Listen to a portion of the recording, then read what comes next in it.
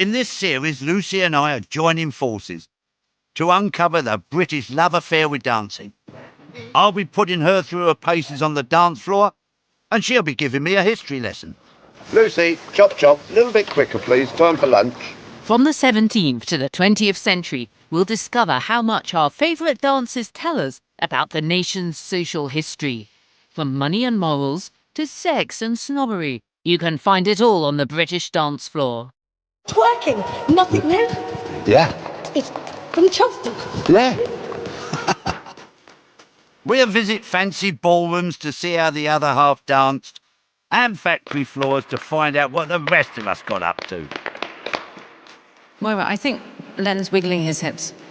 We'll dress to dance in perfect period style. I'm a bit of eye candy for a lot of the ladies. From the tips of our toes to the tops of our wigs. And each episode we'll experience the era's most iconic dances for ourselves. When the hell are we ever going to get together and link arms? The next bit, you've got to get the tension between you here. As we learn them for a grand finale, where we'll be dancing cheek to cheek.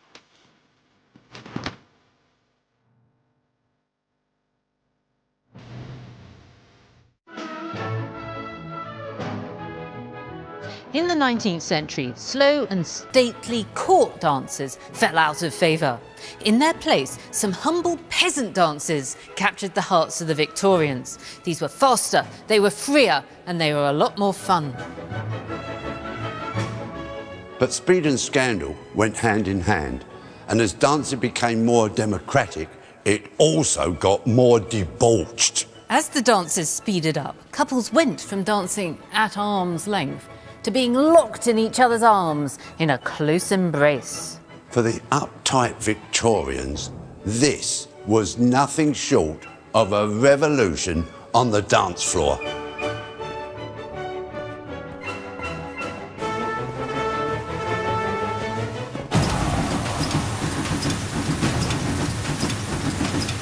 This is the last place on earth you'd expect to find dancing. 19th century Britain was defined by the Industrial Revolution. Manufacturing changed forever as machines created a mechanised and monotonous workplace for the labouring classes. Noisy machines, hard graft, 12-hour shifts. It doesn't sound like there'd be much time, space or energy left for dancing. But dancing was still Victorian Britain's favourite entertainment. And for a new breed of factory workers, the urge to dance was as strong as ever. There was no health and safety in those days. The only protection they had were the clogs on their feet.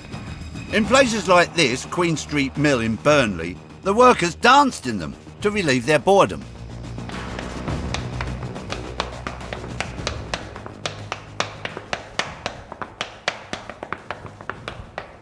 Why did they clog dance in a place like this?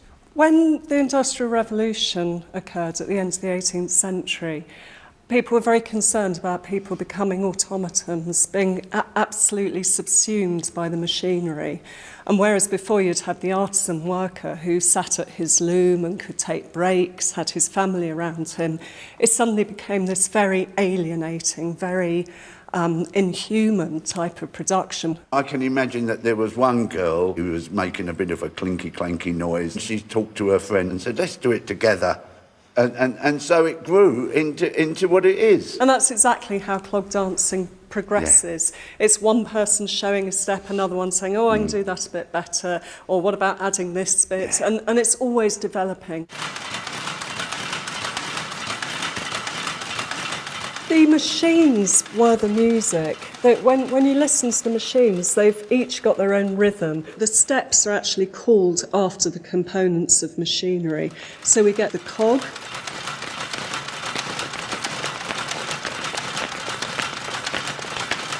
We've got steps that look like the shuttle, shooting backwards and forwards.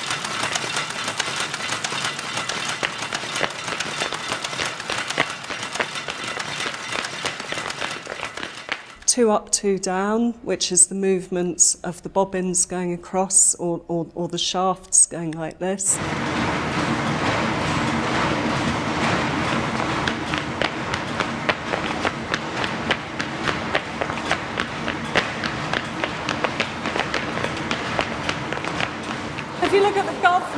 That's what controls the whole engine. It's really the heart of the mill.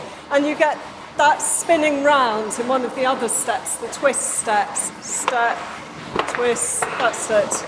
Just a lot of those. Perfect. Oh! Sort of. Love it. I love how that they've taken these sounds, these natural sounds, and made dance out of it. Oh. I don't like the arms, I only like the feet. I'm going to link arm. Go. Oh. Twist it. Oh! I'm doing it, sort of. Clog dancing became one of the first dances born out of the daily lives of the working classes. I suppose it was the Victorian version of street dancing. Woo-woo! What a team. While working class people drew their dance influences from the factory floor, the upper classes were taking theirs from the ballrooms of Europe. The dance that really stood out in the 19th century, and which became the first modern dance craze, was the polka. Len and I will be finding out what it was like to polka at a grand Victorian ball. And to get to grips with this exuberant dance, I'm meeting Darren Royston, historical dance teacher at RADA. I have some deep memory from my childhood ballet lessons that it goes step together, step, hop. But unfortunately, that's about the limits of my knowledge. And this one, I'm going to be dancing with Len like that. We've got to be somehow as one. That is quite a terrifying prospect, so we better get on with it. Right, hello everyone. Hello. Today's class is the polka, a couple dance in the Victorian ballrooms, but with rustic and peasant origins. And all the dancing masters of the day wanted to introduce refinement, so you were gliding through the floor while you were doing it. Now, the polka is one of these round dances, so you can't polka until you've waltzed. So waltzing in the Victorian times just means turning, means a turning dance. So we're going to all come together and start just waltzing around the room. The waltz developed in the 18th century as the European nobility refined boisterous Germanic folk dances. The polka added a hopping step to the waltz's whirling movements. Good, right, now stop there, good. So now we're going to allow you to meet a partner. This is going to be the same ballroom hold for the polka, but it's been established through the waltz. So you're waltzing round, 2, 1 and 2. The waltz and the polka were a world away from earlier dances like the slow and stately minuet, and they saw couples holding each other scandalously close. Lovely, hold it there. We feeling dizzy? Are you okay? Romantic. It is a bit romantic, isn't it? I think we're falling in love. Now think of your little old feet that are going to learn the polka hopping rhythm. That's the bit I remember from my childhood dancing lessons. Step together, step, hop, yeah? Yes, the hop is important, but all the dancing masters would be having a heart attack if they saw you hopping so high and jumping with your legs so springy, because now it's about gliding along the floor. But for little girls doing ballet class... Hop was inelegant?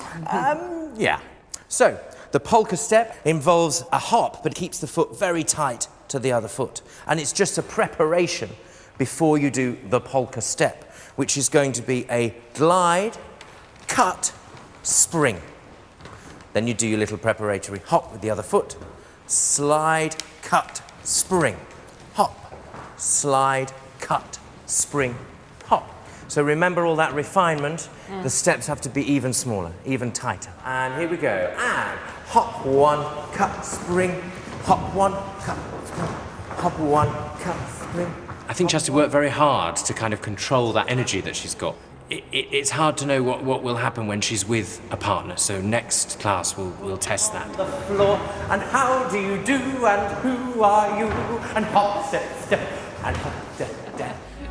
Magic list depends. Fame, fortune, fashion, lovers, friends. But if once to Almack's you belong, like monarchs, you can do no wrong. The club was ruled with an iron rod by 7 well-connected women known as the patronesses. With the power to make society marriages in their hands, they decided who could attend and enforced strict regulations on correct behaviour and attire. I've come to the ballroom of the Savile Club in Mayfair to find out what it was like to dance at Regency London's hottest night spot. I'm quite excited by the idea that we have these lady dragons in charge. Is this girl power in a masculine world? Well, in a way it is. In their connection with Almack's, they were models of propriety, fantastically strict, even specifying, which girls were allowed to dance, which dance, depending on their good behaviour. We've arrived at Almack's. It's Wednesday night, it's 10 o'clock, it's our big night out. What are we going to experience? Dancing itself would have been very traditional. If you'd popped your head round the door, you'd thought, oh, they're just dancing country dances. For the people involved, of course, it's almost sort of electric, because it's like speed dating.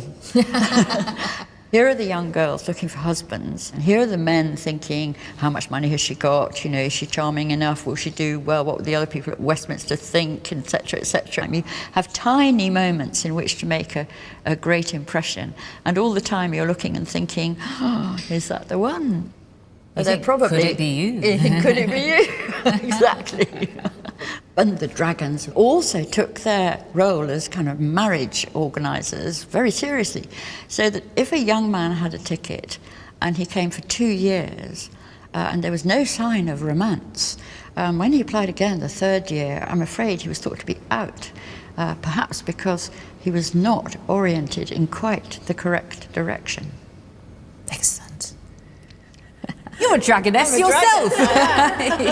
The fabled doors of Almack's could find it a little disappointing. The dances were boring, there wasn't much to eat, there was even less to drink. By 1814, the lady patronesses were worried. Eligible bachelors were staying away. So they took action. They introduced a rather racy new dance called the quadrille. And when that didn't work, they even introduced the dangerous, dirty new dance that had been sweeping Europe. This was... Whilst the upper classes were mingling in stuffy Almack's, the lower classes weren't to be outdone. After a hard day's graft in the factory, they wanted to let their hair down. Duty laws passed in 1825 slashed the price of spirits and led to new drinking establishments popping up across London. They were called gin palaces, and it was here that the working folk could drink and dance in luxury. This would be quite a posh place for the working classes. Exactly. Home would be perhaps one room in Bethnal Green, where I know your own family came from, with 8, 9, 10 other people, and living, working, sleeping all in one room in a grotty tenement. So coming in from the dark streets outside into this beautifully lit, really ornate, palatial interior. They call it Gin Palace for a reason. Yeah. And given the chance between hanging out at home in a slum and coming in here for a bit of gin and a knees up, you can see why it appealed to people so much, can't you? Yeah. And what sort of dancing would they have been doing in these pubs? It wasn't a sort of sedate sort of stuff. Quite a contrast to your formal ball, as you can imagine, that the middle and upper classes would have been having. There wasn't any waltzing generally. This was a kind of a class divide was over the waltz. The waltz was a bit posher. So they loved the jig, something they called the flash jig, and the hornpipe. A lot of people would dance the hornpipe. They had a clog version, the clog hornpipe. They called it a knees up for a good reason. It really was very, very lively, very energetic dancing. We can see this is an illustration by George Cruikshank. He was Charles Dickens' first illustrator. They all look a bit rough, don't they? They all look perhaps slightly drunk. That woman's got her bonnet off. And I like up here the rules, no two gents to dance together. The gents should not dance in their hats. Well, it's obvious that's gone out of the window. As it says on this illustration, from the gin shop to the dancing room, from the dancing room to the gin shop, the poor girl is driven on in that course which ends in misery. Misery. Yeah. In misery, absolutely. These are anti-working class, anti-drinking propaganda. Well, I suppose up until this point, higher society had total control over everyone. Yes, and suddenly exactly. there's all these girls and blokes, earning a few bob, not a lot, but they're getting... And off they went, having a good time, and they didn't like it. What they don't like is the kind of idea of working class factory girls who were the first kind of independent women having fun, getting drunk, out on their own. The lower orders may have been flouting the rules of etiquette and decorum on the dance floor, but the privileged classes in their ballrooms were becoming ever more tightly corseted. As the Industrial Revolution took hold, it led to innovations in fashion, which dictated the way we danced. The waltz was a dance that was here to stay. The steps would essentially remain the same, but as the 19th century went on, the way they were danced began to alter. And the waltz developed hand in hand with the fashions of the age. The way you danced and the way you dressed were absolutely inseparable.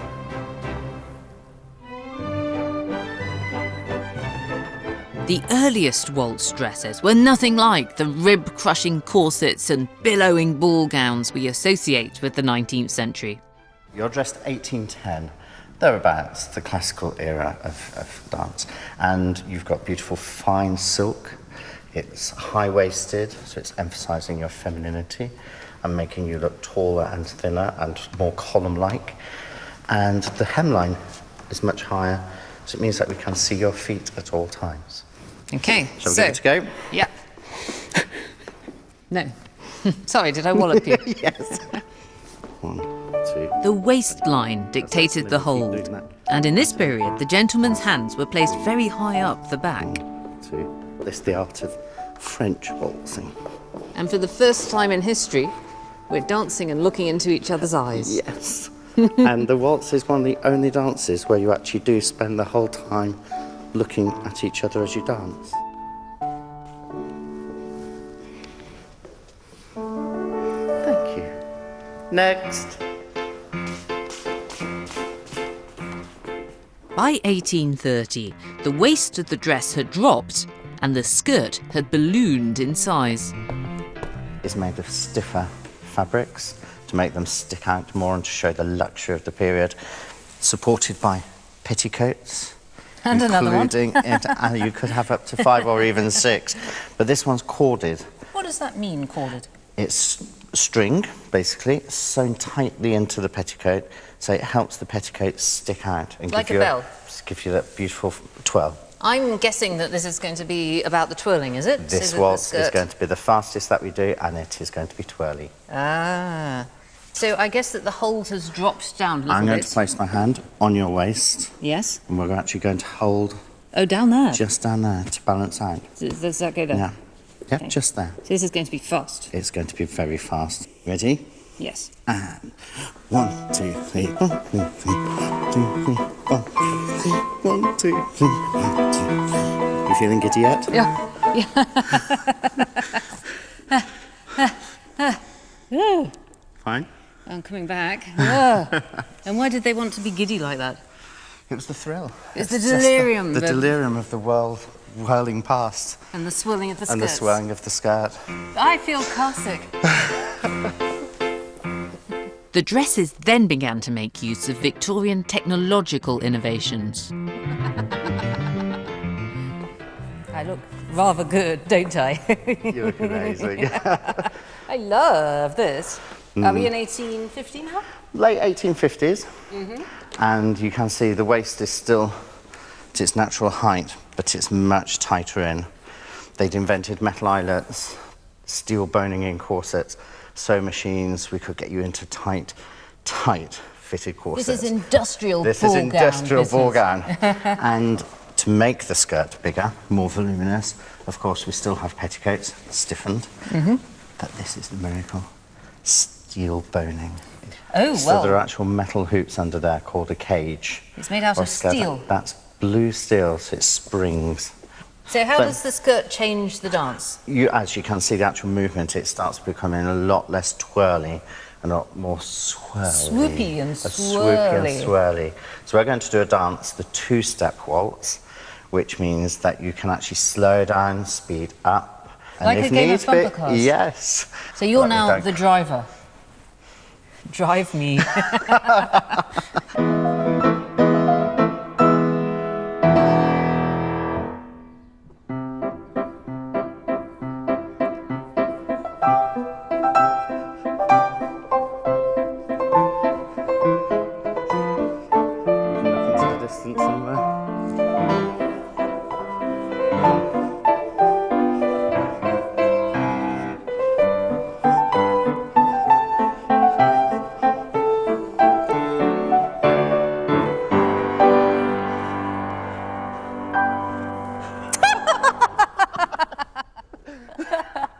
You've lost control of your vehicle, sir.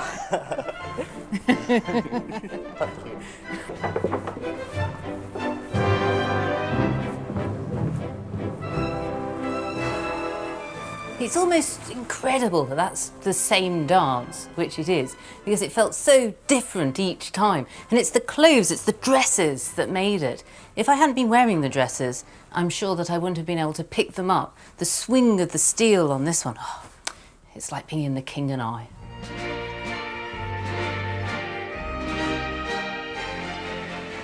The waltz was a highly fashionable dance, but it could induce low morals and strong emotions.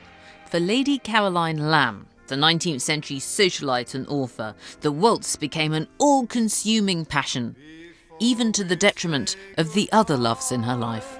Forever come waltz with me. Lady Caroline Lamb became obsessed with the new dance of the waltz. These are pictures from her sketchbook of people learning how to waltz. What I like about these pictures is that they don't show graceful couples swirling around the floor. These people are struggling with it. It's difficult. In her letters, Caroline Lamb describes how she and her friends would practice waltzing all day, and then they'd waltz all night at balls. In 1812, she was at the height of her waltzing frenzy when she was introduced to the poet Lord Byron. She was the one who would call him mad, bad, and dangerous to know. And the two of them quickly became lovers. Caroline might have been head over heels about the waltz, but Lord Byron certainly wasn't. In fact, he wrote this poem about how scandalous this was. Say, would you wish to make those beauties quite so cheap? Hot from the hands, promiscuously applied, round the slight waist, or down the glowing side. It's been suggested that Byron hated the waltz so much because he was born with a club foot, which meant he couldn't dance it himself. The sight of Caroline waltzing in another man's arms made him so jealous that he made her promise she would never dance the waltz again.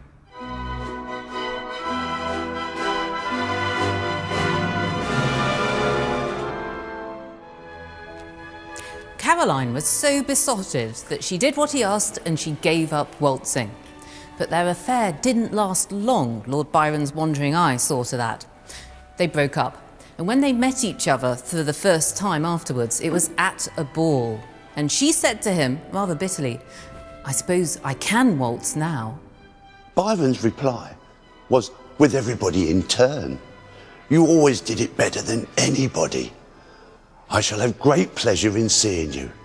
Now that was a pretty devastating put down.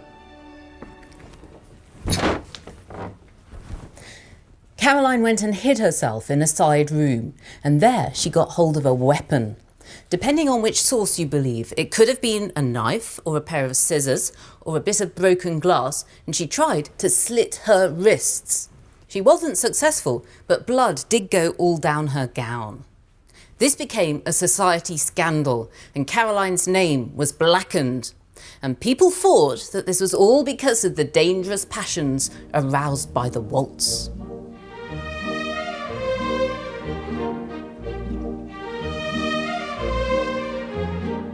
Scandals like this unsettled the upper classes, and by 1816, national newspapers were outraged by this intimate couples dance. The Times got really angry about it.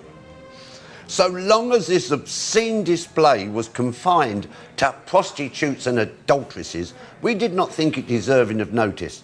But now that it is attempted to be forced on the respectable classes of society by the evil example of their superiors, we feel it is our duty to warn every parent against exposing their daughters to so fatal a contagion. And we trust it will never again be tolerated in any moral English society. The waltz caused such a stir. Heaven knows what would have happened if they'd been twerking. Even though the waltz continued to draw criticism in the press, the dance crazes of the 19th century couldn't be stopped. By the middle of the century, a raucous new folk dance, the polka, was set to take the nation by storm.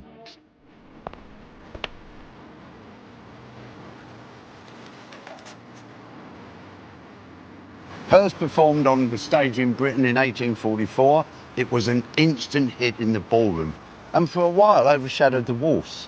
The polka got absolutely everybody onto the dance floor. From Queen Victoria down, it was a dance with truly universal appeal. The polka story had begun in the early 1800s in the fields of Bohemia, now known as the Czech Republic. A teacher called Joseph Neruda taught his students steps he had seen a young servant girl performing, and in no time the dance was sweeping across Europe. The polka is still a strong part of the Czech identity, which is why I've come to see how it's performed at the Czech and Slovak Club in London.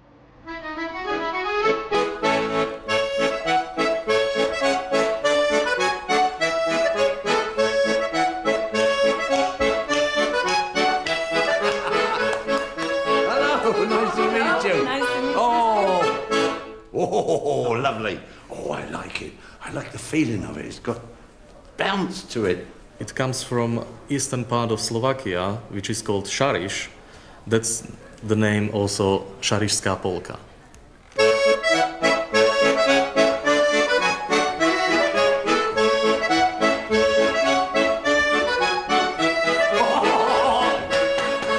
Oh, what I would love is to see it danced.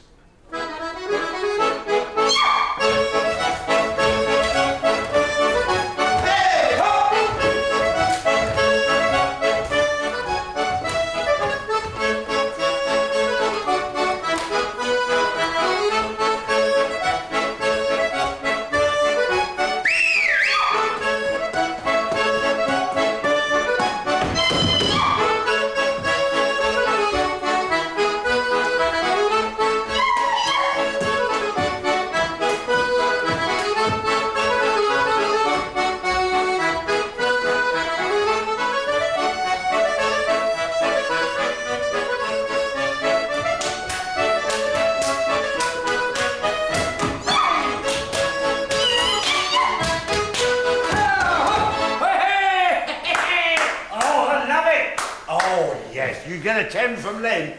Now, how do you hold to begin when you went round in the great circle, like this? Like that. Which foot do you begin? So your arm Yes, in was the here. air because you're very happy.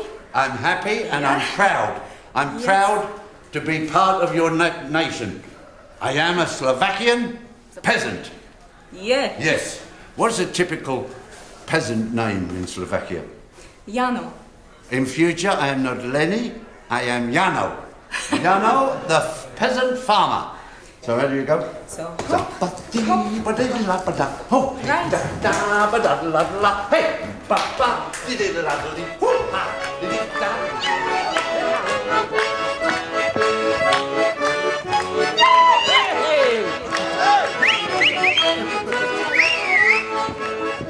One more time. What's the opening out? And go.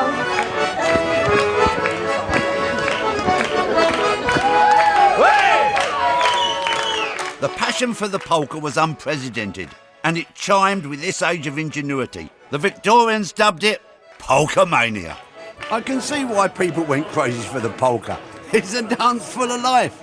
In Victorian England, the polka was such a phenomenon that canny entrepreneurs cashed in on its popularity.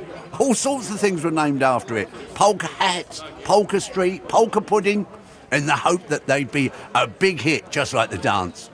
Most polka spin-offs vanished without a trace, but one, the polka dot, has certainly stuck around. Cheers, everyone!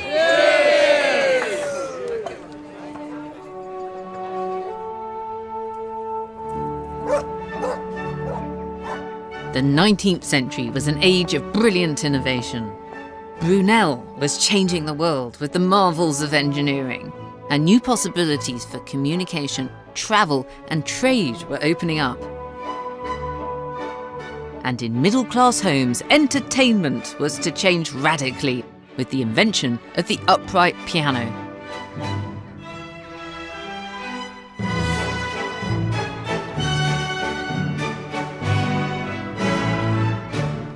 This one belonged to three sisters. They bought this piano second-hand in 1833. The eldest of them, Charlotte, had to give up playing because her eyesight wasn't good enough. The youngest one, Anne, was a lovely singer, but the musical star of the family was the middle sister, Emily. She could play with precision and brilliance. But they weren't just any old middle-class family. These three were the world-famous novelists, the Bronte sisters. And it's very exciting for me to be able to play their actual piano.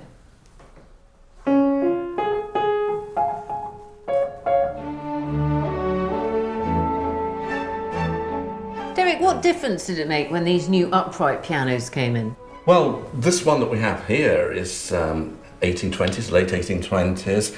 At this time, someone had the inspired idea to put the strings vertically instead of horizontally. So the immediate saving was on space and people could gather around and listen to the pianist. And were they status symbols? Oh yes, like owning a car in the 1950s or early 60s, and when not everyone had these, and you would find a way of affording the piano. In fact, hire purchase was invented specifically to enable people to buy pianos.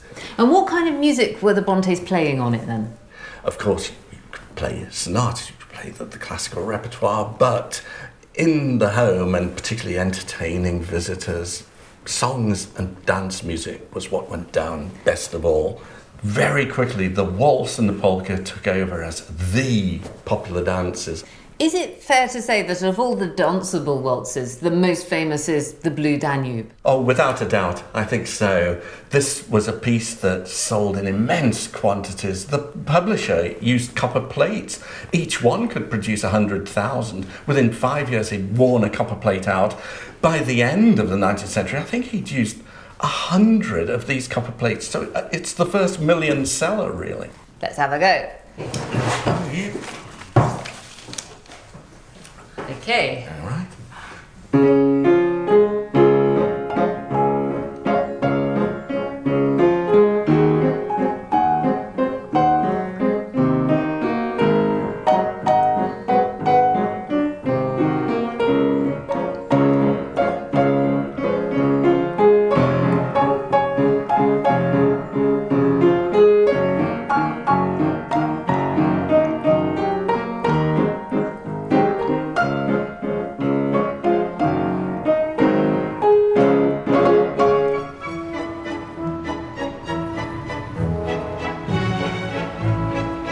By the 1850s, the polka's popularity was pushing the waltz to one side.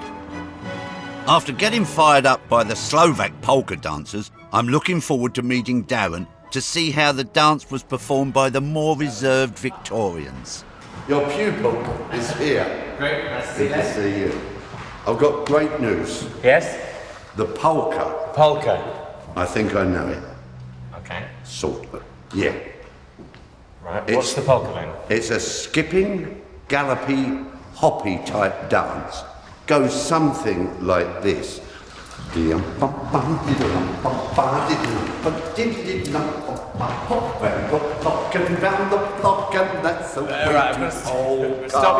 Yeah, that's absolutely right. In a way. But what we're going to be looking at is in the 19th century when the polka took on as a big fashion in the ballrooms. They had dancing masters like me who wanted it a lot more refined than that. Refined. Because ballrooms now have these beautifully polished floors. Yeah. So instead of all those wild hoppings and kickings, it's all about refinement, sliding, and very much about where the feet are. Oh, you've disappointed me. So what we're going to do is refine. Refine it. And round we go.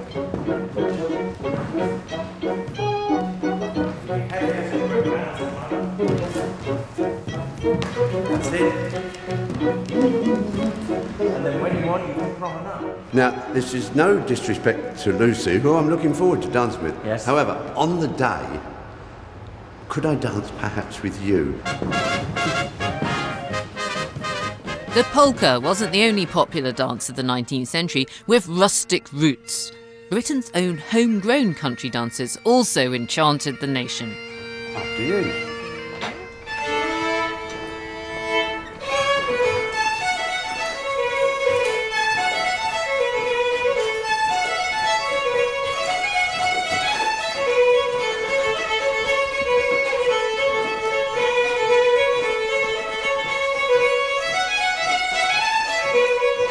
The Scottish reel had been around since the 16th century, but it was made popular by Queen Victoria.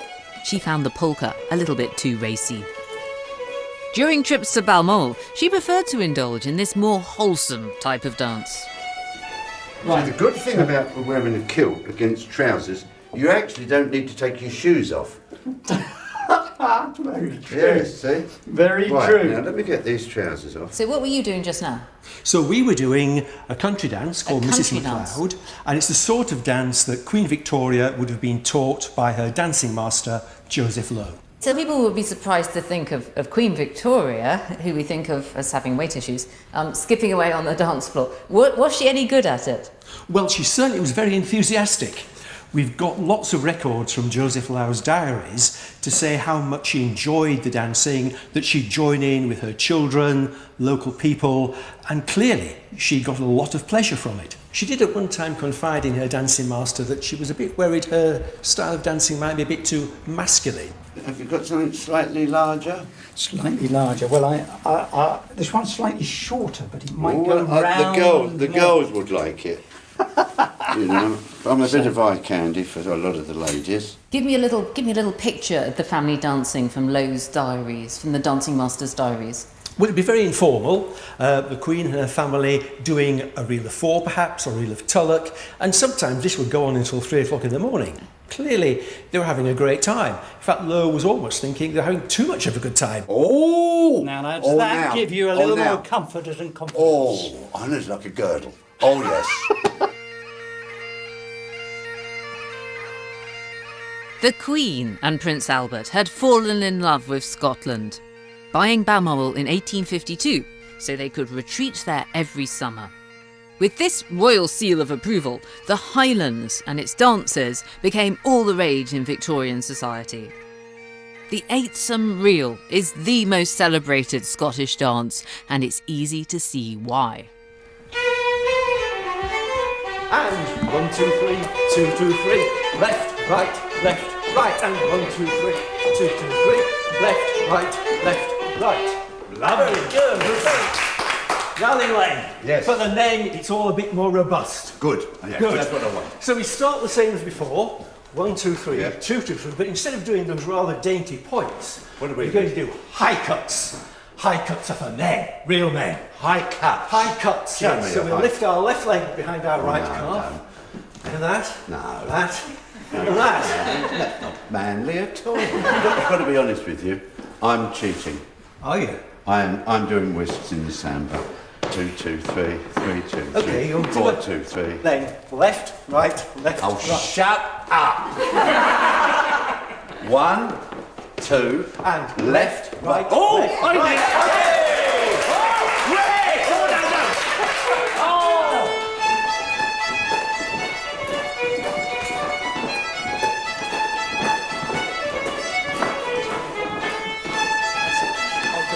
That's it. And back again.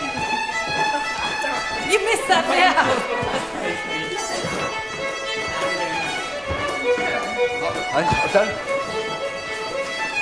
Ready for the grand check. During Queen Victoria's reign, a quarter of the world's population was under British control.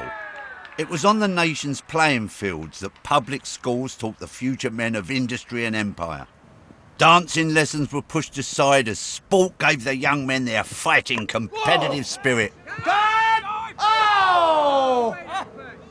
In spite of the popularity of the polka, as the end of the century approached, high society men retreated from the ballroom as they no longer knew how to dance. And with all this talk of empire, dancing was now viewed as effeminate, as a letter in the press pointed out. When nature built man, she gave him an arm to wield a sword and a foot to tramp the world, but never a toe to trip with light and airy tread across the polished floors of a 19th century ballroom. It's extraordinary that those Victorian attitudes of men dancing have never really gone away. Men still worry that dancing isn't what real men do. And crazy as it sounds, there are plenty of men who still believe that dancing really well is actually more embarrassing than dancing really badly. Can't read mine, no, he can't read my poker face. Right, Lucy, we better get warmed up for this. I don't want to pull a fetlock. 50 years earlier, at the peak of polka fever, The Times was reporting that dancing masters had to work day and night to keep up with the demand for polka lessons. We want to polish our steps and see how it feels to dance together in the Victorian ballroom hold. So we've come for a class with our dancing master, Darren. Here we are. Right, have you been practicing? Yep. Because this... Look, yeah, he's been teaching you his rough polka. We've got to do the finesse. It's got to be the stylish one that we've been doing in the class. This is the first time you're going to be dancing together in a closed couple dance. Now you are literally in each other's arms. And later you're going to have to deal with the costumes. But forget that for a moment. Yes. Let's just have a go at it. Have a go at it. Are you ready? And... No, you haven't done that. So Len's giving you the preparatory hop. 1, 2, 3, and a 1, 2, 3, and a dirty step, and a 1, 2, 3, and a pull you in, and a push you out, and a pull you back in. Yes. Now the thing is, Len. Yes. Stop. It's just too rough. It's too rough. We need to make it fine. Finesse. Remember, this has come from the waltz. Remember, we did it. This has come from a beautiful turning down, and then they've just added a little hop when they need it. Okay, to get the light and airiness of the dance. Yeah. I'm sure it'll come better when I'm in costume. I'm not so sure about that, but let's see.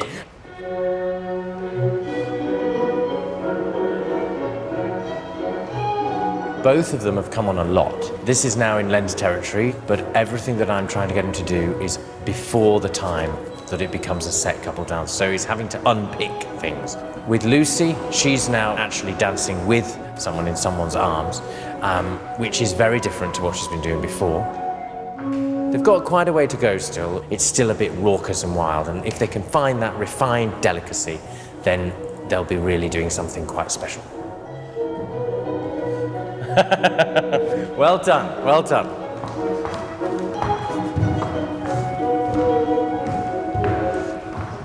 Lucy, you're supposed to be an academic.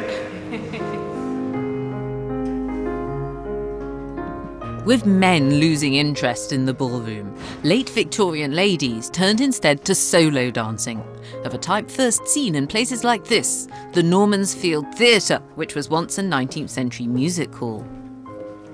Music halls had been places for working class entertainment, but now they were drawing in all levels of society with their variety acts. The one that grabbed female attention was the skirt dance.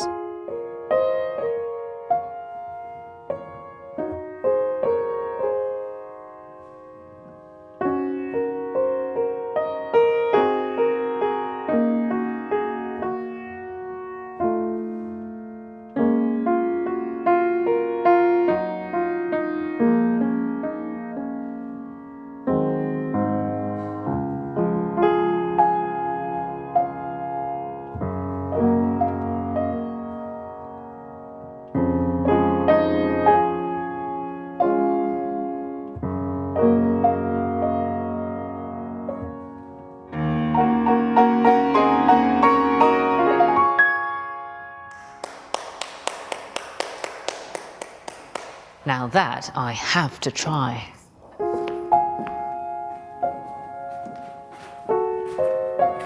Now, do you see a beautiful, elegant butterfly, or do you see a great big heifer lump? Oh, a beautiful butterfly, of course. What exactly was the status of the dance? Because it came from the lowbrow music hall, didn't it? It was a very strange mix of high art and low culture. Is it quite respectable? I do feel a bit underdressed. Well, I think classical attitudes were still considered quite popular at the time, so I suppose you have the idea that if one's covered in white drapery, it's like the classics, it's artistic. Oh, well, that's a good get-out clause. So what are the moves, then? Well, I like to think of them like they're very natural world inspired, like flowers, shells. Up, 2, 3, 4, down, 2, 3, 4. When you do that, you look like the girl in an Art Nouveau poster with all of those swirly shapes. Well, that's what those posters come from. It's based on these girls. From this dance, as yes. it were. Oh, isn't that brilliant?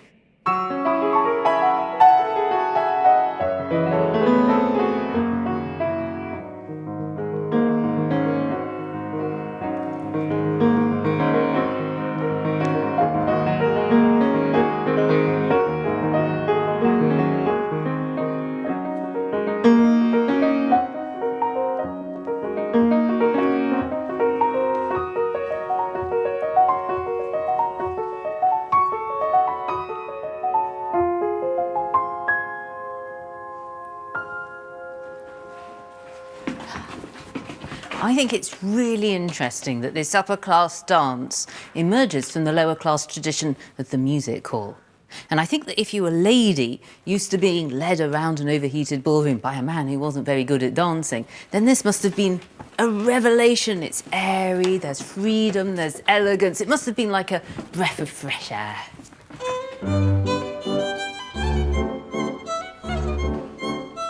In our last dress rehearsal before our polka finale, I'm getting the point of these Victorian undergarments. They may look cumbersome, but when you're dancing, they feel great.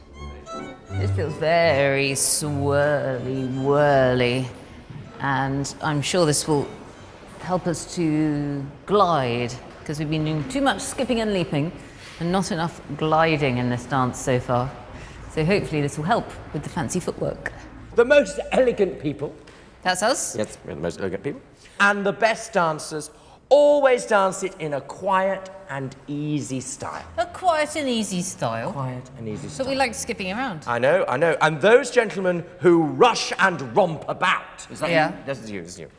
Dragging their partners along with them until they become red in the face and covered with the dewdrops of a high corporeal temperature.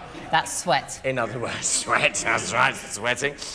Are both bad dancers and men of very little good breeding. So it's good breeding that we need to show in this dance as you're hopping and enjoying yourself.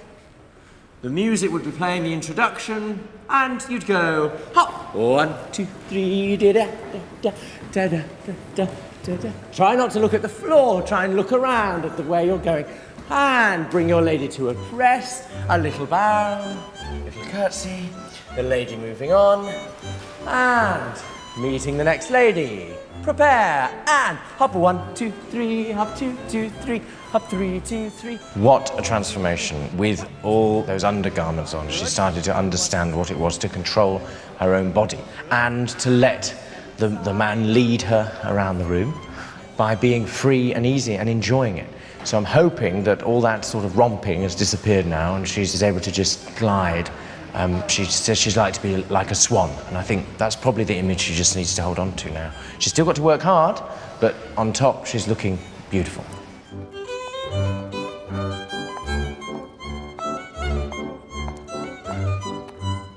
The refined steps of the polka required refined accessories, and a Victorian lady had to make sure she was equipped to impress at high society balls. Oh, hello. Hello. Come in. If I fit. Well, I think you will. Looking forward to seeing some Victorian accessories. Good. I've come to meet Bridget, an expert in Victoriana, to make sure I'm prepared. So, Bridget, I admit that I'm not fully ready to go to the ball, am I? Well, you just need a few accessories, which any young lady would have had. Now, we'll start with a skirt lift. You clipped the hem into, it's a bit like a pair of sugar tongs. Yes. Right? Now, if you hang on to that, you would then thread a ribbon or a cord through, and you would hang it around your waist so that you've got your hands free to dance. I feel like a Christmas tree that's only half decorated. Give me some more ornaments to dangle off me. I think you would have needed a posy holder. Mother of pearl handle. Can I put my finger through that? You can. So I can hold hands with my partner. Yes. And my little bunch of flowers is picking out. Yes, and in case he wasn't smelling too fresh. Oh, the flowers are between me and him. Exactly, Yes, got excellent. a little nosegay. Now, if we look at a tiny scent bottle, which you might have in your purse to keep yourself fresh during the dance. That's the smallest scent bottle in the world. And if you look at the size of some of the little purses, you know, that would be a little coin purse. Oh, look at that bottle. It is adorable. And That's you the would just cutest bottle I've ever seen. Another thing that you would have had on your hands, again, because it used to get very hot and sweaty, Yes. is you might have had a very fine pair of little mittens. Oh. Now, those are terribly delicate. They're not going hard. to fit me, No, they're too small. But it would stop the palms getting sweaty as you were dancing. Yes. And another accoutrement which would be extremely useful is a sort of pomander. And it's made of vegetable ivory and it has little holes pierced in it, and you put scented wax in here. And you could again that to use rub it to onto keep my your hands? hands cool, yes, or to make and your to make hands them smell fresh. nice as yes. It's like hand sanitizer. It is. Oh, that's brilliant. Then we would move on to your ball card. Essential. Absolutely essential because... But it's absolutely astronomically tiny. What are the rules for operating with my little programme then? Well, one of the things that you have to be careful of is not to allocate too many dances to the same gentleman, because that would be seen as compromising. If somebody books a dance with you, then to say that you hadn't got it, to rub it out, say that the message hadn't come through, would be viewed as extremely unkind and bad So manners. once the person's on the card, I really have to dance with them? Yes, it's it like is. a commitment. It is. If I'd said I was full up and then he saw me sitting out a dance, I'd be caught out, wouldn't I? You would be caught out, and I think you'd have to say you've got a sprained ankle or something, but then you couldn't dance for the rest of the You're evening. devious, you're devious, I like it.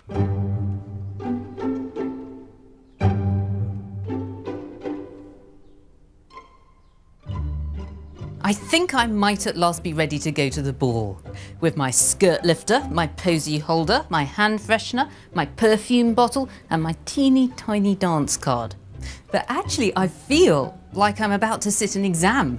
Maybe A-level ballroom studies, what are all these things for, how to use them, when to use them.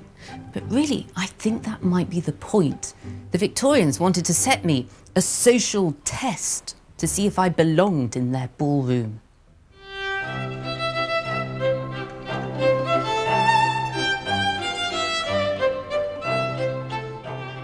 At last, the day has arrived for our final performance of the polka. I now feel like a perfectly poised Victorian lady. I must remember to curb my enthusiasm for wild leaping. Here we go, here we go. Stick now. Now, focus. A few deep breaths. Are you ready to polka? Guess so. Let's go. And I've got to make sure that I behave like the model Victorian gent to fit in with our grand surroundings.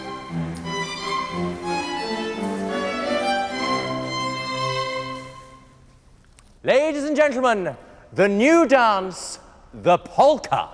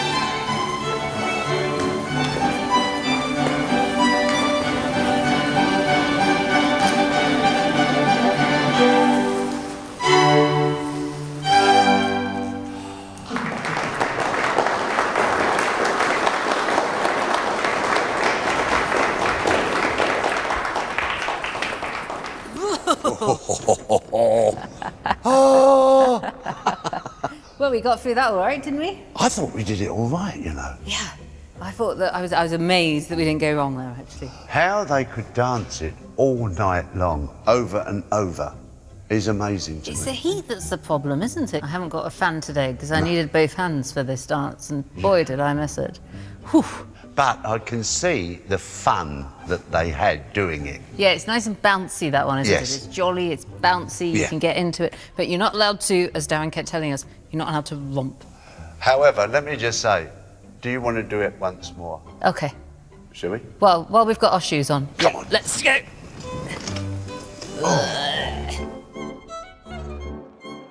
Next time, I'll be taking Lucy on a little trip to the tower. Shall we? Let's. Oh! I'll be getting a taste of the 20th century's first true dance craze. Before trying something a little less exotic. You have to jingle your legs. You can't just kick them, you have to jingle them. And we'll be doing our best to impress Is he supposed to do it like a fairy? at our very own 1920s nightclub party.